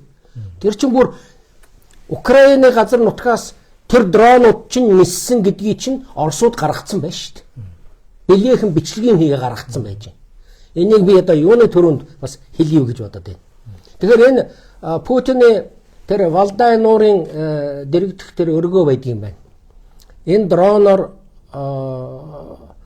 28-наас өөрөөр хэлбэл 12 сарын 28-наас 29 рүү шилжих шөнө 91 дроноор халдсан байна. 91 ширхэг дроноор. За энэ ганц ч дрон байнда хүрээгүй. Бүгдийг замд нь устгасан байна. За нэгдүгээрт. За энэ газрыг бас гадаадын одоо мэрэгжлийн улсууд бас сонин юмнууд ярьж байна лээ. Энийг тухай бол Оросууд яриаггүй байх гэж би бодож байна. Би одоо сүүлийн үед Оросын юг сонсоогүй үзээгүй болохоор мэдэхгүй байна. Энэ бол ерөөсө жирийн байр биш ээ гэж. Гэхдээ ерөөсө жирийн байж таарахгүй л жирийн объект биш ээ. Тийм. Ягаад гэвэл аливаа улсын ерөнхийлөгчийг ч юм бол хамгаална шүү дээ. А тэр тусмаа Оросын холбооны улсын ерөнхийлөгчийг яаж хамгаалах вэ дээ? Өнөөдөр дэлхий дээр хамгийн их мундаг хамгаалалттай байдаг дэлхий дээр 2-3 хаан улс л байгаа. Нэгд нь Америк орж байгаа бах, хоёрт нь Орос орж байгаа бах, гуравт нь одоо жишээлбэл Хятад орж байгаа бах. Тэ. Хамгийн их том мундаг нарийн хамгаалтанд байдаг 2-3 ерөнхийлөгч байж байна. Тэ. Тэгэхээр энэ их ноцтой өөрөө эн чинь замд нь устгасан ч гэсэн ерөөс энэ үйл явдал нь өөрөө маш их улс төрийн аюултай ноцтой үйл явдал болсон гэж юуны төрөнд хэлэх хэрэгтэй гэж би бодож байна. А энэ бол мэдээж хэрэг энэ жирийн юм биш. Одоо энэ тухай бас Америкийн тэгтээ Оросын эрдэмтэн, Орос гаралтай Америкийн эрдэмтэн ярьсан байна лээ. Энэ бол жирийн байр биш. Бүхэл бүтэн стратегийн командын төв нэлээд том газар эжилсэн байдгийн 80 бараг 80 байр савтаач гинөө. Тиймэрхүү юмнууд ярьсан байна. Хотхон болж таарсан. Тийм. Нэлээд том хотхон болж таарсан байна лээ. За яг хөө энэ ерөөсөө энэ Оросын холбооны улсын ерөнхийлөгчийн тэр хамгаалалтанд байгаа газар бол тийм жижигхэн байж таарахгүй л дээ. Тэр чинь янз бүрийн одоо жишээл хамгаалтал байж таараа. Тий. Тэгэхээр энд бол нь шүү дээ Оросын холбооны улсад байна шүү дээ энэ Дума, Сенат, ард иргэдийн дунд, тэгэл олон нийтийн дунд бол ихээхэн одоо уур хилэн үссэн байна лээ. Тийм учраас жишээлбэл энэ чинь манай улсын ерөнхийлөгчийн эсрэг ийм довтлж байгаа, ингэж довтлж байгаа юм бол Зеленскийг өөрийн устгах хэрэгтэй гэсэн юм яригдж байгаа шүү дээ одоо. Тий. Тэгэхээр энэ дээр бол төрийн дүүм нь жишээ нь энэ террористийн халдлагад хатуу арга хэмжээ авах хэрэгтэй гэж бүр мэдгдсэн байна л. Тэгээд энд юу яг тэрний чин дараа Путин утсаар Трамптай яриад одоо манай одоо жишээлбэл миний өргөөрөө ингэж давталсан байна гэдгийг яасан. Трамп бол нэлээд шоконд орсон байсан. Тэгээд дараа нь мэдээж хэрэг өөрсдийнхөө хүмүүст одоо шалгаж байр хиймээ тийм ээ. Энэ мэдээлэл одоо үнэн байна уугүй юу гэсэн. Тэгсэн чинь өөрсдийнх нь хүмүүс одоо тэр тагнуулынх нь байгуулга нь ямар мэдээлэл өгсөн гэхээр энэ Зеленскийн буруугүй тийм юм болоогүй юм байна. Энэ бол цаанаа бас учиртай. Ингэж ярьдаг. Цаанаа учиртай. Яагаад гэвэл хэрвээ тэх юм бол үнэхээр тэрэнд нь одоо Трамп итгээд яах юм бол эн чинь мань хүн нөгөө Зеленскийтэй яриа хэлцээ хийж байгаа юмд чинь нэгдүгээр их саад учирна. Хоёрдугаар Зеленский эсрэг арга хэмжээ авах хэрэгтэй болно доо. Тэгүүлэхгүй тулд ийм сонин Зеленский буруугүй гэх юм гаргуулж ирж байгаа байхгүй юу? Яг энд бол ийм л цаагаараа ийм тоглоомны юм болсон гэж одоо ойлгогдож байна л да. Тэ. За тэгээд Зеленский мэдээж энэ давталснаа бол үгүйсгсэн. Зүгүйсгэхээс өөр арга байхгүй. Хэрвээ манай нэг төр зөвшөөрсөн бол өөрөө амьдралгүй болно л гэсэн үг. Трамп бас нэг мэлзэж үзсэн шүү дээ. Одоо шоконд ороод энэ бол буруу үйлдэл боллоо. Болсон байна. Тийм ээ. Байж бошгүй зүйлээ шоконд орсноо. Тийм ээ. Маргааш нөгөөдөр нь болоод ерөөсөө эн чинь худлаа юм байна гэж хэлсэн байхгүй юу? Тийм ээ. Худлаа. Одоо тийм болоогүй юм байна гэж хэлсэн. За тэгээд гурав дахь нь болохоор саяны таны хэлдэг болж ирж байгаа. Гурав дахь нь юу гэхээр зэрэг Зеленский хийгээгүй юм байна. Гэхдээ одоо дайралт бол халдлага бол болсон юм байна. Гэхдээ тэр өргөөрөө биш ээ. Тэр хавцаа байдаг газар руу юм шиг байна. Тэр хэлсэн тийм ээ. Ингээ гурван шаттай нэг юм. Тийм байж хэрхэвч таарахгүй л дээ. Яагаад гэвэл яг Украины нутгаас тэд нар Оросын хэд хэдэн мужаар дамжиж ниссэн юм байна лээ шүү дээ. Тэрний чинь зургийг Оросын тал гаргаад ирчихсэн. Тэр доторх бүр програмыг уншчихсан байна гэж хэлсэн шүү дээ. Унгасан дроныхаа дотроос одоо програмтлыг уншаад тэр нотлох баримтаа одоо Москва сууж байгаа Америкийн цэргийн атташе юм НАТОгийн цэргийн атташе юу тийм нэлээд том өндөр албан тушаалын хүн гардуулан өгч юм лээ тийм. Зөв. Тэрийг би үзээгүй юм байна. За. За. Тэгэхээр ингээд хөдөлгөөнгөө болоод тэгээ сүүлдээ одоо Америкийн тал яасан бэ гэхээр зэрэг халдлага болсон нь үнэн. Гэхдээ яг одоо Путиний өргөөрөө биш ээ. Тэр ойр хавцаа байсан объект бол цэргийн объект руу гэж байгаа. Тэр нь үл мэдэгдэх нэгэн одоо объект руу гэж ингэж хэлээд өнгөрч. Одоогор ийм болоод байна. Тэгэхээр юу гэсэн үг вэ? Америк бол маш эвгүй байдалд орсон. Үнэн. Тун эвгүй байдал. Эвгүй байдал байгаа. Трамп бол маш эвгүй байдалд орсон. Одоо Путиний талаар нэлээд тийм энтэн хатуу юм үг хэлээд явж байгаа. Гэхдээ манер тун балмагдсан байдал байгаа. Одоо өнөө их сүрхий дайны эсрэг үзэл бодолтой. Тэгээд нааштай хандлагатай энэ ерөнхийлөгч. Тэгээд энэ Украины дайныг зогсоохын төлөө өхөн хатан одоо зүтгэж байгаа гэсэн тэр имиж маань гэнт өөрчлөгдөж эхэлж байна тийм ээ. Тэгэхээр энэ их гүрнүүдийн сөргөлдөөн гэдэг бол бас цаагаараа юм элдв нарийн юм байна тийм ээ. Тийм. Тэгээ энэ дронууд чинь хараа бөөнөрөө нэгдүгээр нисчихсэн байгаа. Тэгээ их нам доогуур радарт баригдахгүй тулд нам доогуур нисчихсэн гэж байгаа. Тэгээ Оросын Брянск, Смоленск, Тver мужуудын нутаг дэвсгэр дээгүүр ниссэн гэж байгаа. Тэгээ дронууд нь нислэгийн замыг хэд удаа өөрчилж байсан гэж юм шүү. Нуух гэж. Хаашаа нисэж байгаагаа нуухын тулд эхлээд бид нар чинь өмнө зүг нисэж байсан гэж байгаа. Тэгж байснаа замаа өөрчлөөд баруун өмнөд зүгээс явж яснаа баруун өмнөд зүг рүү яваад буцаж эргээд дахиж өөрчлөөд баруун зүгээс яг тэр байнда дөхөж очсон байгаа. Тэгээд тэндээ устгуулсан байна л да. Тийм л юм байна. Тэгээд эн чинь цааш нь энд тэгээд энэ Зеленскийг жишээлбэл тэр Америкийн Орос гаралтай профессор тэгж юм лээ л да. Ерөөсөө одоо энэ Украины байдал их хүнд байна. Одоо жишээлбэл сая 90 тэрбум доллар Европын холбооноос авлаа шүү дээ. Одоо авж гин шүү дээ, тийм ээ? Авах шийдвэр гарсан. Чи өдөр 31-ний өдөр энэ тухай ярьж ирсэн шүү дээ. Тэ Европын холбоо зээл олгож байгаа. А өөрөө бол тэр зарцаас хөрөнгөнөөс биш өөрсдөө мөнгө босгоод 90 тэрбум долларыг еврог өгч байгаа юм байна. За тэгсэн чинь бас дотроо бас их сонин нарийн мэдээлэл гарч ирж байгаа юм байна. Энэ 90 тэрбум евро авлаа гэсэн чинь эцсийн эцэст гарт нь 50 тэрбум бууж байгаа юм байна. Яагаад гэвэл 40 өмнөх зээлийн төлбөр гээд хасагдчихж байгаа юм байна. Тэгэхээр 90 тэрбум доллар авж байгаа юм биш ээ. Тэрээсээ дөнгөж 50-ыг авж байгаа юм байна шүү гэдгийг тэр профессор ярьж байна л да. Тэ. А тэгээ мань хүн бас юу гэд нэмж хэлж гэнэ үү гэхээр ерөөсөө Украин одоо сар тутамд 10 тэрбум доллар евро шаардлагатай байдаг гэж хэрэгтэй байдаг. 10 тэрбум. Тэ. Гэхдээ хэмнэлтийн горимоор ингээд яваад ах юм бол яг 26 оны сүүл хүрэж магадгүй гэж байгаа юм байна. А тэгээд энэ Зеленский өөрийнх нь зорилго бол Трампыг одоо энэ дайны энэ хүндрэл бэрхшээлээр шалтгаалаад тэгээд бас нэг сайхан махтаалын үг ярьж махтаалын үгэнд дуртай. Чи баг махтаж гин гэж яриад байдаг шүү дээ. Тэ.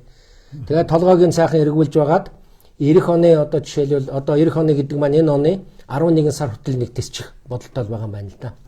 Тэгэхээр ямар юм бодож гэнэ үү гэхээр энэ оны 11 сард Америкийн доод танкмын сонгуул болно.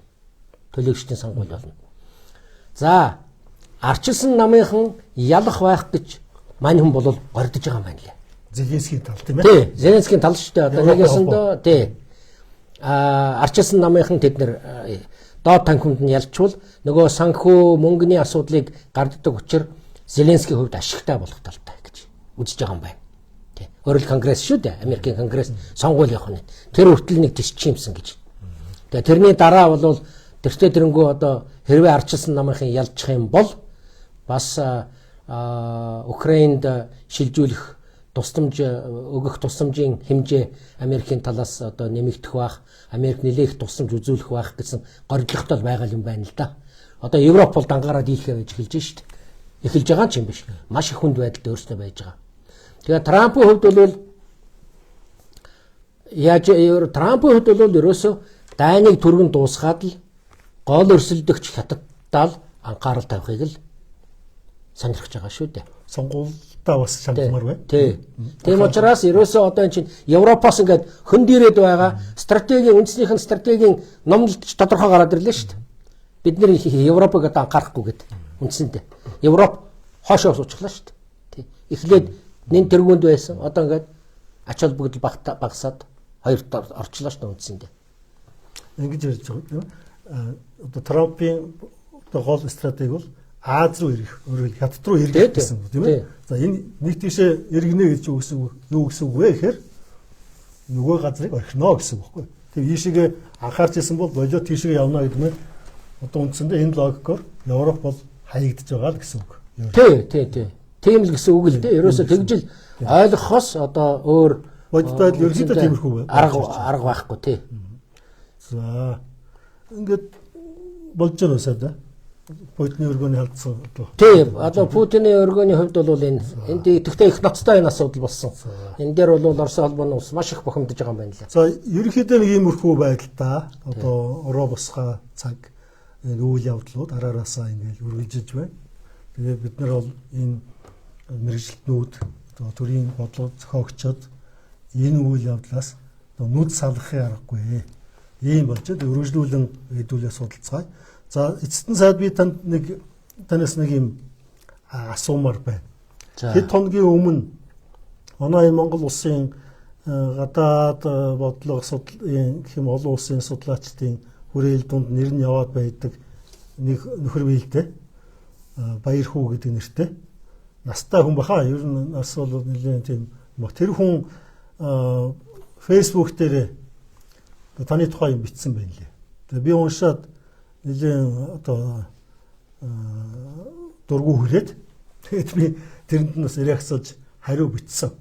Энэ баяр хүүгдээ хүнийг би сайн мэдэхгүй л дээ. Гэхдээ аюулгүй байдлын зөвлөлд одоо намайг ажиллаж байх үед хэдэн жилийн өмнө Батулга ерөнхийлөгч байхад албаны нэг уулзалтан дээр энэ хүн Шхабд одоо манай ус одоо гишүүнээр эсгэн зүйтэй гэж их сүрхий чанга дугаар ярьжсэн. Тийм үү. Тэгснэ хэсэг хугацааны дараа нөгөө чинь бүр 180 гараад зэрэгцсэн. Шал эсрэг юм яриад ингэ явж. Энд чи яас сонин итгээд вэ гэж би бодоод тэр үеэс хойш анзаардаг болсон. Тэгээ хүн амттай одоо хүмүүстэй ингэ ярьж байхад цаадах чи ерөөсөө тийм барьцгүй итгээд байгаа юм аа гэж. Ингэ ярьж. Тэгээ би нэг тиймэрхүү имижтэй байсан. Тэгсэн чи таны тухай ингэсэн байна. Одоо бодвол та бүхэн нэвтрүүлгийг сонсцсон юм байлгүй. Энэ Эрдэнэ чулуун сайд гэдэг хүний түнтэй би их ойр дотн гэр бүлийн харьцаа холбоотой. Тийм учраас их сайн мэднэ, би баталгаатай мэднэ. Энэ хүн өрнөдийн одоо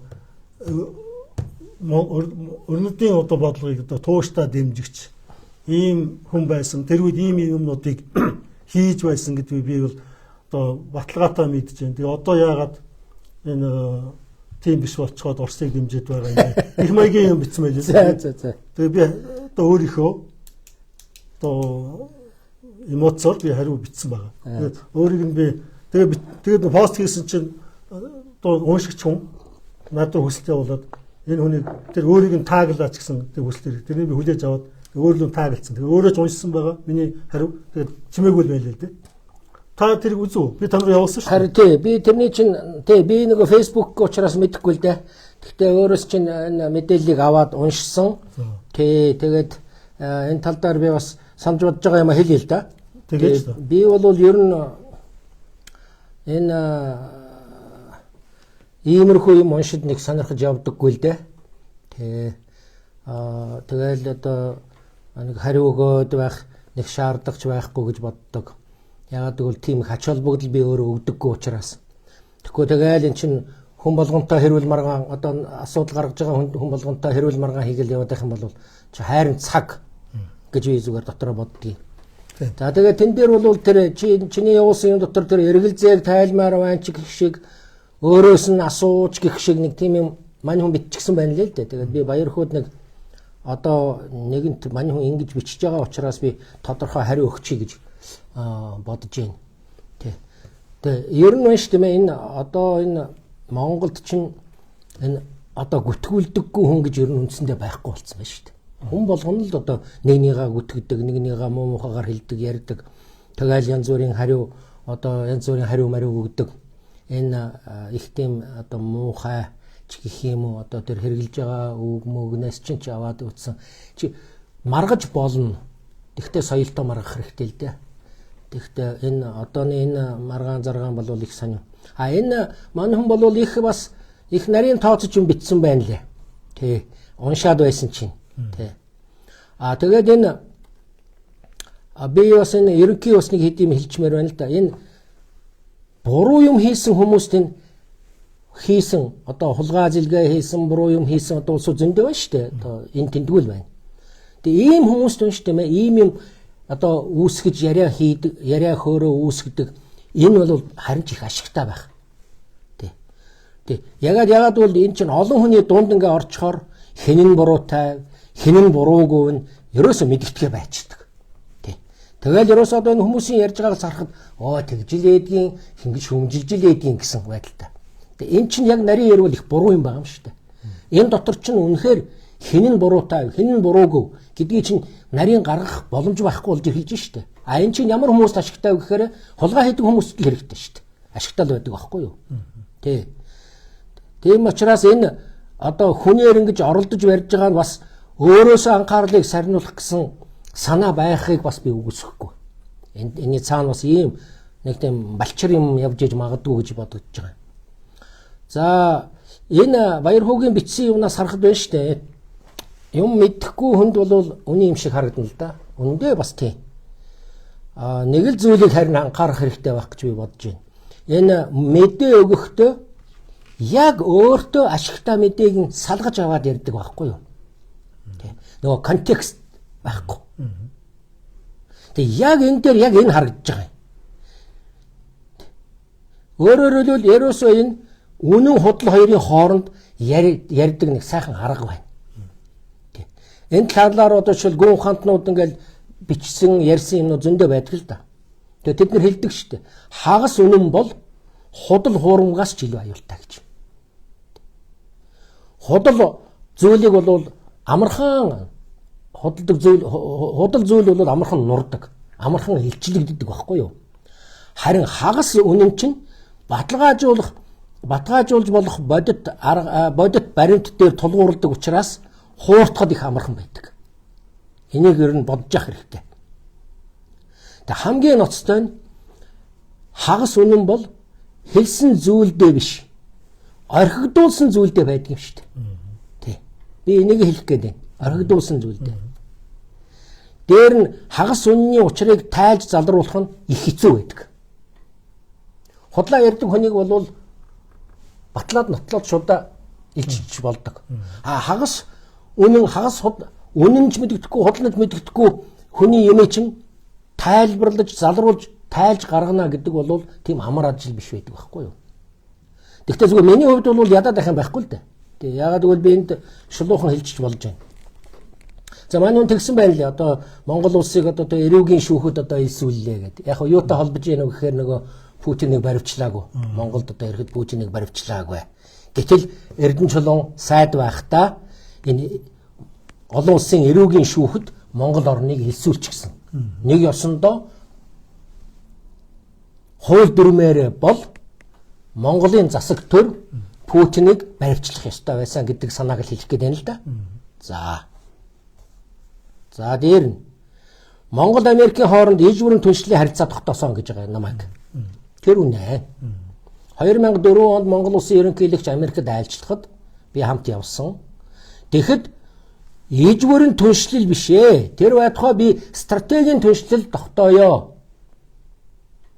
гэж санал тавьж байсан. Тэр үед төрийн нарийн бичгийн дарга, үндэсний аюулгүй байдлын зөвлөлийн нарийн бичгийн дарга хоёр нь бол хоорондоо ярьж агаад за стратегийн түншлэлийн зарим элементүүд байгаа. Гэхдээ тэнд арай хүрэхгүй байна. Тийм учраас иж бүрэн түншлэл тогтооё гэж санал тавьсан. Тэрний манайх хүлээн зөвшөөрсөн. Тэгээд иж бүрэн түншлэлийн харилцаа тогтоосон.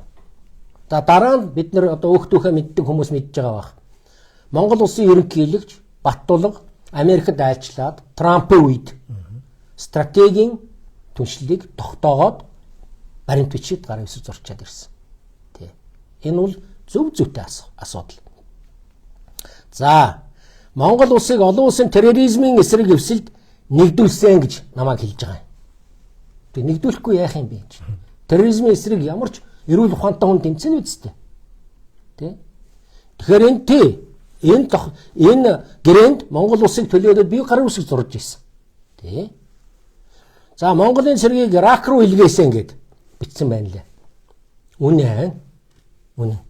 Маш чухал. Америкийнхан болвол тэ надад манайд бол нэлээд хүсэлт тавьсал да орооч гэж. Гэхдээ энэ дээр нэг асуудал байгаа. Энийг заавал тайлбарлаж ярих хэрэгтэй. Тэр үед Монгол улсын засгийн газрын мэдээлэл гарсан. Тэр мэдээлэлдээ бид нэр тодорхой тэмдэглэсэн байж байгаа.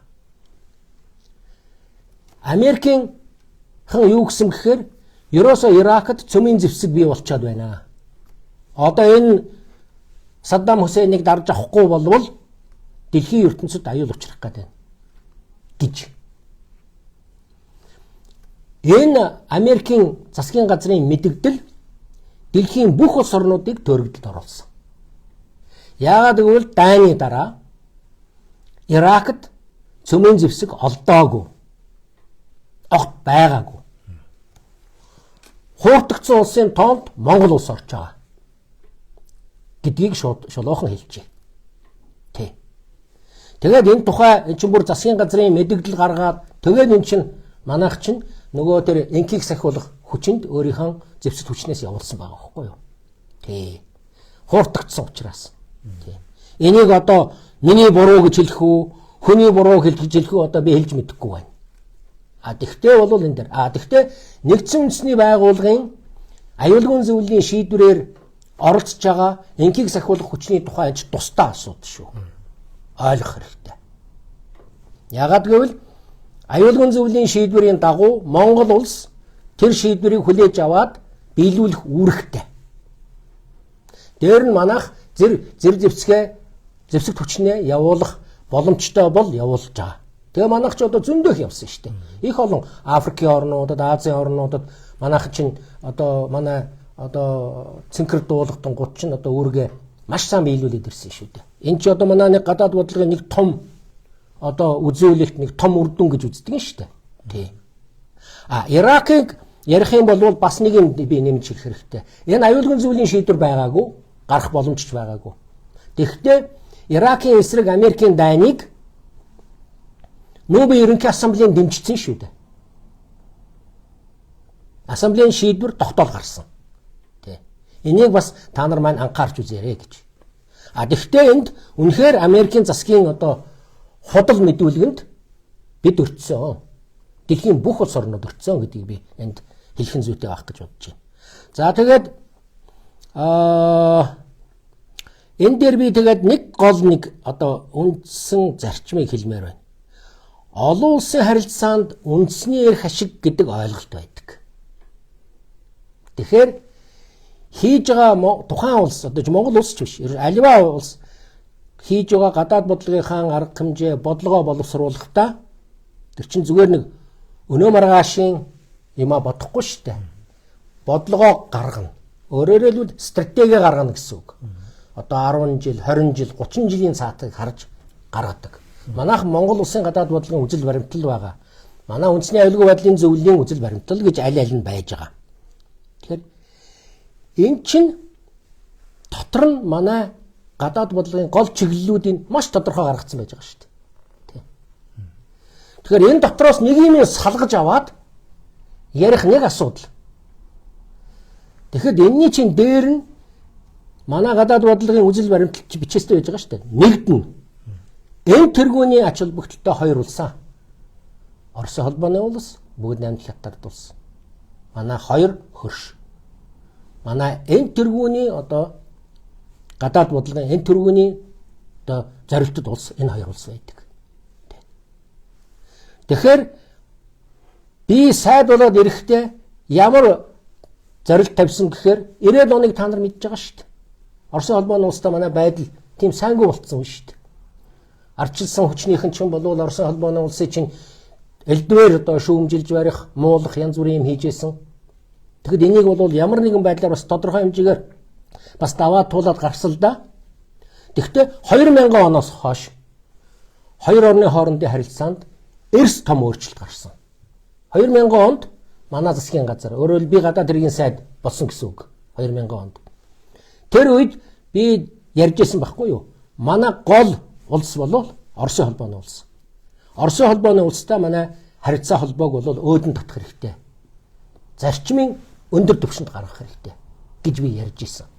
Яагаад гэвэл эн чинь манай үндэсний эрх ашигт нийцдэг Монгол улсын гадаад бодлогын үзэл баримтлалын хамгийн гол зарчмын нэг нь байсан. Энэ дээр манайх алдаж ирсэн үү? Алдаж ирсэн.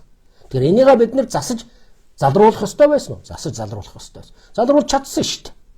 2000 оны 8 сард би сайд болсон. 11 сард нь анхудаа Оросын холбооны улсын ерөнхийлөгч Монгол улсад альчсан. Улаанбаатарын Тунхлал гэж барьчиг баримт гарсан. Би өөрөө тэрнийг боловсруулсан хүний нэг. Энэ дээр чи одоо маш том асуудлуудыг яригдсан шүү дээ. Энийний чи үндсэн дээр Монгол улс чинь нөгөө их өргөд нэг юм байгаа. Тэр их өрөөсөө салсан шүү дээ. 2003 оны 12 сарын 31-нд Монгол улсын ерөнхий сайд Enquirer зарласан шүү дээ. Албан ёсоор. Монгол орон Оросын холбооны улсад өргүү боллоо гэж. 70 жилийн өр манай торимтлагдсан байсан. 98% тэглээд 2% манайх тэлсэн. Гэтэл Оросын тал тухайн үедээ харьцаа бол тийм сайн биш болсон байсан учраас манайд хэлжсэн шүү дээ. 70-30 харьцаагаар хийя. Тэр чинь Парисын зарчим гэж байдгийг.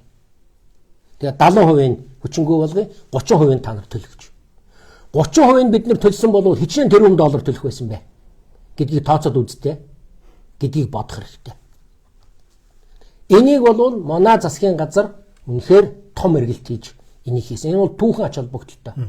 Нэг хүнд ноогдох өрөөр дэлхийд тэргүүлж исэн улс нэг өдрийн дотор өргөн болсон. 3 жил энэ ажлыг чи хийлээ шүү дээ.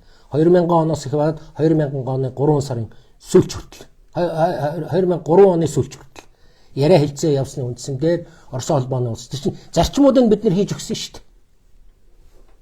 Одоо өмнөх харьцааныхаа тэр сайхан ах トゥ угийн харьцааныхаа тэр юмнуудыг бид нар бодолцох хэрэгтэй. Энэ асуудыг шийдэхэд тийм юмнуудыг бодох хэрэгтэй гэдгийг хийж өгсөн учраас бид нар ийм сайхан боломжийг ийм сайхан өөрсдөө бол ашигтайгаар бид нар энэ асуудыг шийдэж чадсан байгаа байхгүй юу.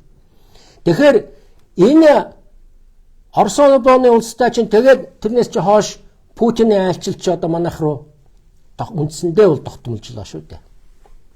Тэгэж манай засгийн газар л хийсэн ажил шүү дээ. Тэгэж ярил тий. Яагаад энийг ярьдаггүй юм жишээ нь. Тэгвэл намайг Оросын талын хүн гэж ярих нь дээ. Тийм ээ. Тэгэхээр ийм салангад хоёрын хооронд ийм саланг маланг юмыг салгаж ярьж болдоггүй юм л да. Америк нэгдсэн улстай манайх дипломат харилцаа тогтоохгүй бараг 70 жил болсон шүү дээ. Манайх ч аль 11 онд л Америк нэгдсэн улстай, Японтой, Англитай, Францтай дипломат харилцаа тогтоё гэдэг санал өртлөөд явж исэн шүү дээ. Бид нар чадаагүй 87 онд дипломат харилцаа тогтоосон шүү дээ. Тэ? Тэгэхээр тэр үед бол мэдээж эрэг эн чинь хоригтой байсан манайх. Манай төр засгийн тэргүүнэр бол манайд хэлдэг байсан. Одоохондоо харилцаа тогтоож болохгүй гэж. Энэ бол тухайн үедээ зөвлөл холбоот улстай хийсэн тохиролцоо байсан дэд хэмжээнд. Тэгэл тэрнийхээ дагуу явна шүү дээ. 87 онд асуудал шийдэгдсэн. Манайх дипломат харилцаа тогтоолоо. Тий. Тэгээ эн чинь шүү дээ. Эн чинь ингэж явж гин. Зөндөө ихэд нааштай юмнууд ингээл бий болж штэ. Тийм ээ? Стратегийн харилцаа. Манайхаа Орос холбооны улстай дээд хэмжээний стратегийн харилцаатай. Хятадтай мөн адилхан. 10-аад улстай манайх ч стратегийн түншлэлийн харилцаатай явж байгаа шүү дээ. Тийм. Тэгэхээр эндээс нь зөвхөн Америкийн салгаж аваад за тэгээд Эрдэнэчлэн Америкийг дагагч болцсон. Гинтхэн өнөөдөр Оросыг дагагч болцсон гэж. Тийм юм байдаггүй юм гэдгийг хэлчмээр байна. Би тэгээ нэг усудаа миний ярилцлагуудыг үзээрэй. Ноён нуруутай хүн ноён нуруу тайл байдгийг. Тэ. Би нааш цаашаа тэгж зарим улсууд шиг хөлбөрдөггүй. Тэр байтугай 2023 онд болов тэр НТВ-гээр миний ярилцлага өгч хахад би тэн дээр Оросын холбооны улс бүгд намт хятад ард улс яагаад Оросын холбооны улс илүү чухал ач холбогдолтой гэж би бүр ярьж ирсэн байхгүй юу. Тэгээд энэ хэн Нямдава гэж залуу тэр үед ярилцлага авчихсан л да. Тэгээд тэр хүн гадаад яманд нэг алхаж үзээгүй хүн чинь аргагүй л дээ. Чи жаахан жалжуул юм уншаад л юм ярьдаг баг. Тэр хүн чи тэгэл асууж ирсэн шүү дээ. Эн чинь ингээд тэгж ярьдаг зөв үү, тэгж ярьдаг буруу юу гэд. Тэгэхээр эн чинь байна шүү дээ. Нэг юм ялгаж явах хэрэгтэй. Чи төрийн албатан хүн байгаа бол хоёр хөршийн тухай асуудал ярихдаа тэр нь илүү чухал, энэ нь илүү чухал гэж ярьдаггүй юм аа. Гэхдээ эн чинь төрийн албанд байх та. Төрийн албанаас гарсан цагт хүн өөрийнхөө үзэл бодлыг ярьдаг бүрэн боломжтой байх ёстой. Би энд ганцхан жишээ хэлье л да. Би Нүүбэд олон жил ажилласан. Тэнд Америк нэгдсэн улсын 2 элчин сайдыг би санаж байна. Хоёулаа ажлаа өгснийхаа маргааш өөрийнхөө засгийн газрыг шүүмжилж ийсэн. Аль нь. Тэгэхээр шууд хэлж ийсэн л да.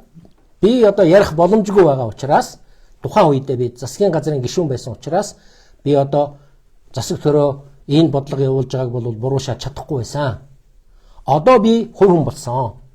Хувь хүнийхээ хуваар би ярьж байгаа учраас би санал бодоо элен далнгүй ярья гэд засгийн газрынхан шийдвэрүүдийг шүүмжилж ирсэн байхгүй юу? Аль нь. Тий. Тэгэхээр энийг бодох хэрэгтэй. Энэ хоёрыг ялгах хэрэгтэй шүү гэж би хэлэх гэсэн. Тий. Төрийн албанд жишээл байж байгаа би тэр үедээ байсансан бол би жишээлбэл Оросын холбооны улс чухал, илүү чухал, хятад нь 2 дугаарт орж ийн гэж би ярихгүй шүү дээ. Би ажиллаа өгснийхаа дараа хувийнхээ хуваар л ярьж байгаа. Нэгд. 2 дугаарт би насан туршдаа Монгол улсын язгуур их ашиг Монгол улсын аюулгүй байдал тусгаар тогтнол аюулд учрахал юм бол манайхыг хамгаалах дэлхий дээр ганцхан улс байгаа л гэж би боддог. Тэр нь Оросын холбооны улс. Энэ байр суурь өмнө нь ч байсан, одоо ч байгаа, маргаашч байна. Тэм учраас надаар ингэж тоглоом хийх гэж оролдох хэрэггүй гэж би хэлэх гээд байна л да. Баяр хүүд би яагаад ингэ хэлж яах вэ гэхээр баяр хүү чинь уг нь бол юм мэддэг залуу баймаар юм. Тэгээ ийм одоо балчир юм яриад сууж байгаа нь бас хэний тэмтэй. Нэгд. Хоёрдугаар бид нар бол гэр бүлийн найзууд биш. Хизээч байгаагүй. Тэ. Тэгтээ танин би баяр хүүг танин гэр бүлийнх нь улсуудыг танихгүй. Манай гэрт хизээч ирж байгаагүй, би гэрт нь орж байгаагүй. Би гадуурын тэнд яваад хүлээ авалтан дээр мань хүн гүйж ирээд надтай зураг авахулж исэн тал би юу? Би. Тэрнийг чи цаашаа бай гэж би хэлдэг биш үү? Тэгэхээр энд иймэрхүү юмнуудыг ингээд хүн юм жаахан бодож ярьж явах хэрэгтэй л гэж хэлэх гэж байна л да. Энд чинь залуу хүн байна. Бас. Залуу хүн. Надаас хамаагүй залуу байж таараа. Тэгтэл бас арай л болоогүй байна. Би энд нэг ганц жишээ дурдъя л да. Би аль дээр юм аа. Энд ч одоо 90-ад онд билүү дээ хэд идвүлээ да. Би нэг Улаанбаатар дамралтаараа Нью-Йоркоос ирсэн байсан үе. Тэгээ тэнд би нэг мэдээлэл авч байхдаа энэ баяр хүү юу Монголыг одоо НАТОд эсвэлэх хэрэгтэй гэж одоо юм бичээд яриад яваад исэн байна л да. Тэгээ би тийм юм үзчихээд ерөөсөө бүр гайхсан байхгүй юу. Үгүй яаж юм ярьж болдго юм бол даа гэж. Тэгээд би хэрвээ андуураагүй бол тэр үед мань хүн чинь гадаад яманд ажиллаж исэн санагдаж байна. Бүр тэр байтугай хэн сайдын үед үлээ дээ. Туяагийн үед ч үлээ, хүний ч үед үлээ. Тэр бодлого боловсруулах газрын орлогч даргаар ажиллаж байсан байх. Тий. Тэгээд би нэг удаа гадаад ямны гадаа мань хүнтэй тааралдчихад би нэг сайн танихгүй л дээ. Тэгвэл мань хүн намаа сайн таньж таарсан. Тэгээ би та мань хүнтэй уулзаад яриад би тэгээ мань хүнээс асуусан байхгүй юу? Чи одоо яагаад одоо НАТОд Монгол улсыг элсүүлэх хэрэгтэй гэж одоо тийм сони юм яриад яваад байгаа юм бэ? Энэ яаж болохгүй зүйл шүү дээ. Тэгсэн мань хүн надад тэгжсэн гэж байгаа. Гэхдээ Эрдэнэ Чулуугаа би одоо хувь хүнийхээ хуваар ярьж байгаа юм а гэж юу. Тэгэхээр би ингэж хэлсэн. Чи гадаад яаманд бодлого боловсруулах газрын орлогч даргаар ажиллаж явах үедээ ийм юм ярьдаггүй юм аа. Чиний энэ ярьж байгаа юм чинь Монгол улсын засгийн газрын байр суурь гэж л ойлгоно шүү дээ. Тийм учраас чи гадаад яамнаас гараад ийм юм а яриа гэж би хэлж ийсэн. Энийг би энд сануулчих гэж бодож байна өөрт нь. Зэ. Аливаа юмд байна шүү дээ. Жаахан тийм ноён нуруутай ханддаг байх ёстой шүү. Хүнийг шүүмжлэх гэж оролдож болно, шүүмжиж болно. Тэрнийг бол би үүсэхгүй. Тэгвэл жаахан мэдлэгтэй шүүмжлэх хэрэгтэй шүү. Тэгэж нэг хагас дутуу хүнийг ингээд хүндээд нэг оролцсон юм шиг юм хийгээд хэрэггүй гэж би бодож байна. За баярлалаа. За бид хоёрын нэвтрүүлэг өндөрлөх төгсөж байна. Эрдэнэ Чулуу сайдтай баярлалаа. За би бол энэ стратегийн ухаан гэж хэлж болно. Тэр чиглэлийн онлын хэдэн жил өөрийн хоёр дахь мэргэжил болгож судалж байгаа юм уу? Бас яг уу хэдийгээр энэ салбарт насыг илээсэн Эрдэнэ Чулуу сайд бусад мэргэжлүүдтэй харьцуулахад гүйхэнч гэлээ бас нэлээд цаг зарж энэ чиглэл рүү орж судалж явж байгаа ийм энэ байж байгаа энэ геополитикийн чиглэлийн номуудыг бас цаг зарж орчуулсан. Тэгээд ингээ харахаар яг уу энэ салбар дотроо бас энэ чиглэлээрээ жоохон юм гайгүй юм хийсэн хүмүүсийн тоон зөө ёсоор орно. Тэгээд одоо миний хоёр дахь мэргэжлээ гэж одоо ингэж бас одоо аимшиггүйгээр хэлж явдаг ийм хүн байгаа юм. Тэгээд яг уу Эрдэнэ Чулуу сайд бол дипломат одоо фронт дээр насыг илээсэн ийм мэргэжлийн дипломат хүн. За би бол энэ стратеги судлал гэдэг энэ геополитик энэ чиглэл рүү ингэж хатуу логик л доо энэ одоо цэрэг стратегийн логик энэ чиглэлээр одоо судалгаа хийх төвшөнд өөрийгөө одоо бэлтгэсэн гэж байна. Дэлхийн төвшөнд олон улсын төвшөнд би судалгаа хийх одоо хэмжээнд өөрийгөө бэлтгэсэн юм ба. Энэ явцад би одоо хэлхээс орохгүй одоо нэг өөрийгөө тэгжил бэлдэж байгаа юм чинь. За тэр үүднээсээ үзэхэд Монгол улсын хувьд Монгол улсын аюулгүй байдалд ерөөс хамгийн түрүүн нэн чухал ачаал утгаас Оросын холбооны ус юм байна. Тэгээ Монгол улсын тусгаар тогтнол Оросын холбооны ус гэдэг энэ гол тулгуур дээр тогтож байдаг юм байна гэдэг би онлын үүднээс ойлгож мэдсэн юм байна. Тэр учраас би энэ тухай ярьж явдаг. Энэ тухай бид нар одоо мэдэхгүй их одоо удаан жил тойролдож авсан юм байна. Энэ чинь маш аюултай зүйл байжээ гэж би одоо ойлгосон, мэдсэн одоо мэдлэгтэй хүнийхээ хувьд би олон нийтэд үүнийг хүргье гэж ингэж бодож хэлж авдаг. Тэгээ манай ардчил бол мэдээж чухал зүйл. Бид энэ ардчлалын он жилүүдэд олон дэвшилтэд хүрсэн. Тэгээ бид нар ардчлалыг сонгож авахаас өөр аргагүй шахуу тийм байдал угаасаа орж байсан шүү дээ. Ер нь зөвл тулбууд ус ч одоо задраад зөвл тулбууд усаас хэлсэн тэр ардчлалын хөдөлгөөн чинь манад ч гэсэн одоо тусглаа болоод бид нар энэ замаар явсан. Тэгээ монголчууд энэ замаараа мэдээж их хичээл зүтгэл гаргаж одоо сайн явж ирсэн гэж би боддог.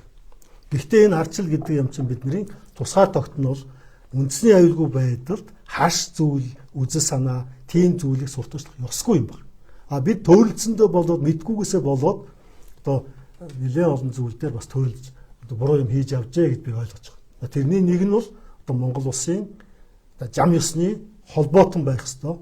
Манай нэгдүгээр хөрш Оросын холбооны үсээ талаарх одоо үзэл санаа энэ бодол юм аа гэж боддог. Энийг нийгэмд бол энэ үзэл тархсан л да. Тэр одоо Оросын эсрэг үзлийг одоо манлайлагчдын нэг нь бол баяр хугаа яагаргүй мөн. Одоо тугаараа л одоо өмнө нь явж байгаа юм. Гэхдээ энэ хүн бол геополитикийн талаар мэдл их муутай. Одоо ер нь либералуудын тэр сэтгэлгээний онцлог бас тийм л дээ. За энэ жишээлбэл энэ ном байна. Энэ бол Америкийн нэгдсэн улсын их гүрнийхэн стратегийн үндэс суурийг тодорхойлсон юм. За энэ газар зүйн инх тайван гэдэг энэ алдартай Спикман гэдэг одоо том эрдэмтний классик одоо зохиосон классик ном л да. Энэ манай ерөнхий сайд дашин дэлгэхэд манай ерөнхий сайд одоо Зандан шатар орчуулсан. Одоо манай энэ хүрээлэнгээс одоо энэ паблиш хэвлэлийнх нь эрхийг авч одоо хэвлсэн юм ном байна. Энийг бол баяр хугаа бол огт уншаагүй шүү дээ. Энэ талын мэдлэг огт байхгүй. Тэгэхээр бид энэ суур мэдлэгтэй байх ёстой гэж бодож байгаа. Тийм бол энэ дэлхийн ертөнцийн юу болж ийн вэ? Монгол улсын аюулгүй байдал яах ёстой, юунаас хамаардгийг гэдгийг маш сайн мэдэх ёстой гэж би бодож байгаа. Тэрийг дурдж хэлмээр байна. Баяр хугаа та энэ номыг уншаарай. Та бол огт уншаагүй хүн байлээ шүү. Энэ геополитик гэдэг ямыг уншихгүй болохгүй. Тэгээд үзэл санаа, үзэл бодол энэ онлын мэдлэхгүй асуудал их гуймтгай, даймтгай байдаг шиг санагддаг. Тэгээд дашин одоо эцэст нь Эрдэнэчлэн сайдтай баярлалаа. Монгол улсын одоо аюулгүй байдал тусгаар тогтнолын одоо тогтнолд нэн чухал ач холбогдолтой Оросын холбооны улстай харилцааг одоо зөв голжуулалт нь оруулсан ийм одоо үйл ажиллагааг, ийм дипломат ажиллагааг 2000-аас 2004 оны намрын их баярын тулгуурласан одоо Эрдэнэчлэн одоо гадаад хэргийн сайдтай тэр засгийн газар хийсэн гэж бодож авдаг. Би тэрийг хожим ойлгосон тухайд ойлгоогүй. Тэгээ та бүхэнд талархаж явдаг. Танд баярлалаа. Тэгээ таны цаашдын ажил амьдралд сайн сайхан хүсье өрөё. За баярлалаа. За ингээд өнөөдрийнхээ нэвтрүүлгийг үүгээр өндөрлөё. Түр баяр та үзэгчдээ.